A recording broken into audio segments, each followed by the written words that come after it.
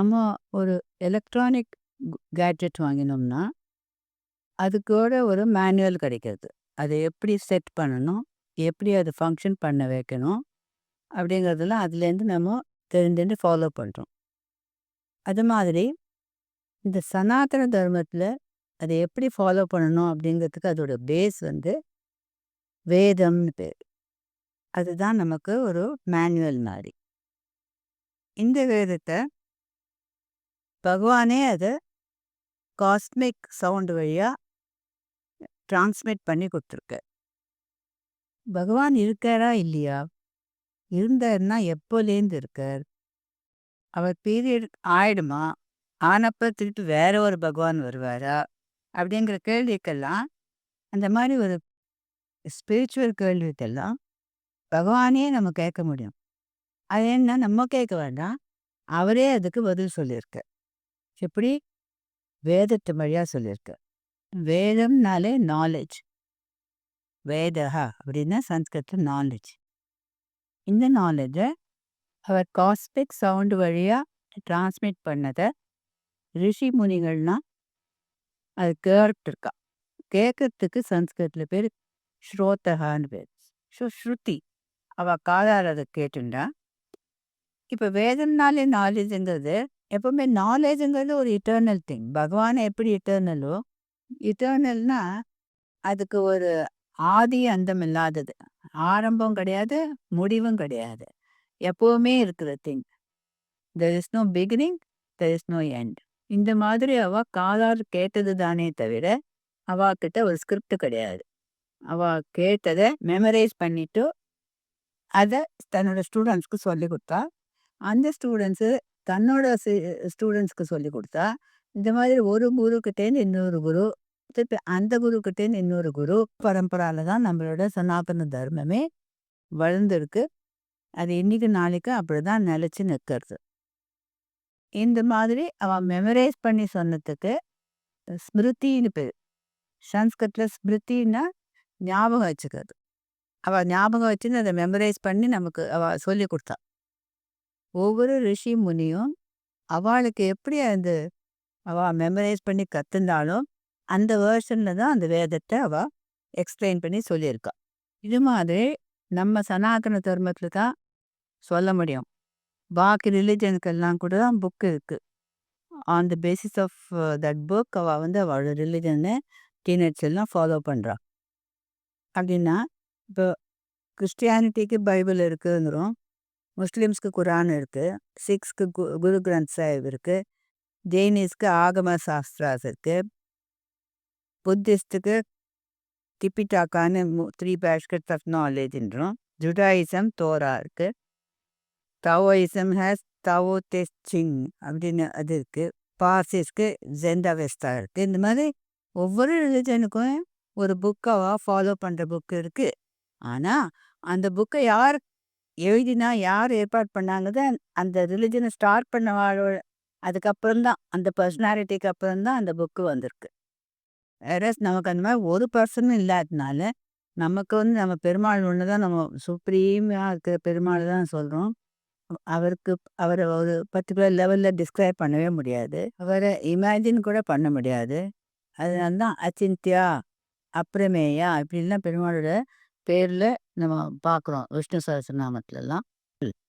வேதத்தில் creation of this universe பற்றி அது அதில் எக்ஸ்பிளைன் பண்ணி சொல்லியிருக்கு. பெருமாள் பகவான் வந்து இந்த யூனிவர்ஸை க்ரியேட் பண்ணுறார், ப்ரொடெக்ட் பண்ணுறார், அப்புறம் டெஸ்ட்ராய் பண்ணுறார். இதையே தமிழில் சொல்லணும்னா ஆக்கல்னா க்ரியேட் பண்ணுறது, காத்தல்னா காப்பாற்றுறது, ப்ரொடெக்ட் பண்ணுறது, அண்ட் அழித்தல்னா டெஸ்ட்ராய் பண்ணுறது. இது மாதிரி ஒரு யுகத்தில் அந்த யுகத்தோட ஒரு டெலியூஜ் வந்து ஃபுல் யுகம் பிரளயம்னு பேர் அதுக்கு. அதில் எல்லாமே கம்ப்ளீட்லி தண்ணிக்குள்ளே மூழ்கி போயிடுது. அப்புறம் அது எல்லாம் பெருமாள்கிட்ட அந்த ஸ்பீஷீஸ் எல்லாம் பெருமாளோட மர்ஜ் ஆகிடுது. அப்புறம் திருப்பி அவர் கிரியேட் பண்ணுறாருங்கிறது வேதிக் சாஸ்திரா படிக்கு அதுதான் சொல்லியிருக்கு. பெருமாள் பிரம்மாவை கிரியேட் பண்ணுறார். தான் வந்து இந்த கிரியேஷன் பண்ணணும்னு மனத்தில் ஒரு க்ஷணம் நினச்சி பார்த்துட்டோம்.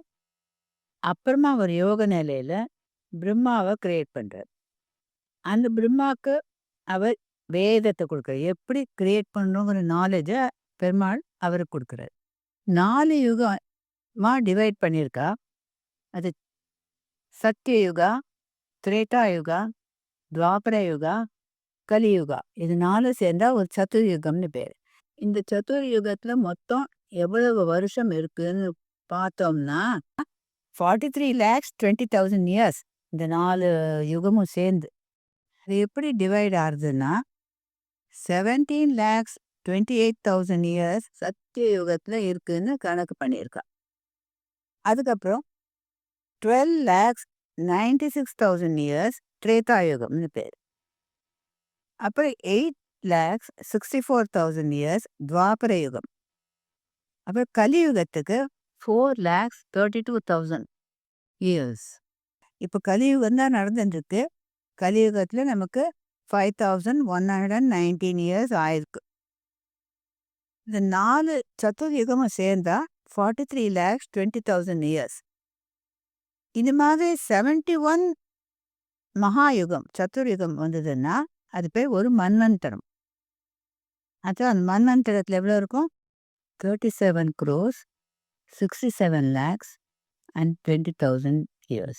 In other words, 316 million and 720,000 years. இது பிரம்மாவுக்கு ஒரு டே. another 14 மன்வந்தரம் வந்ததுன்னா பிரம்மாவோட நைட்டு. ஸோ ஒரு டே அண்ட் ஒரு நைட்டுக்கு டோட்டலாக 8.64 பில்லியன். This is called கல்ப்.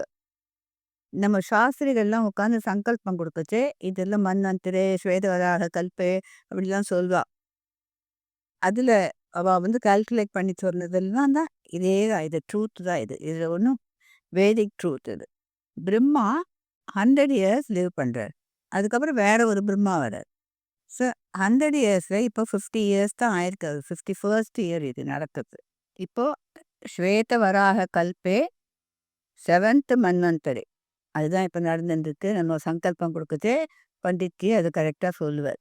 27 சதுர்யுகம் போயாச்சு. 28 சதுர்யுகத்தில் சத்திய யுகா ஆயிடுத்து, திரேதா யுகா ஆயிடுத்து, துவாபரா ஆயிடுத்து. இப்போ கலியுகத்தில் 5,119th இயர் நம்ம நடந்துட்டுருக்கு. The longest biggest unit of time in the world எதுன்னா பிரம்மாவோட 100 இயர்ஸ்க்கு எத்தனை இயர்ஸ் இருக்குன்னா 3,11,240. அதுக்கு பின்னால் 9 zeros போடணும். இதுதான் total number of years for 100 years of Brahma. That means one full lifetime of Brahma.